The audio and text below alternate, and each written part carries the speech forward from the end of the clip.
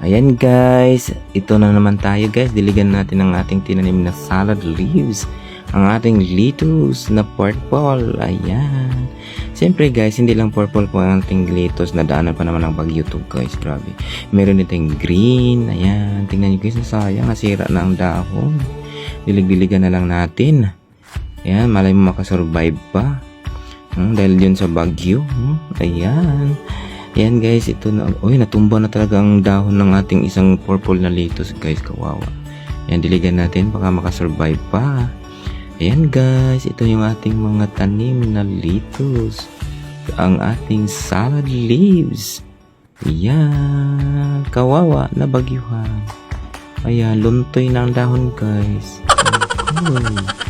Ayan guys, salamat sa inyong lahat. Ang aking lettuce. Wow!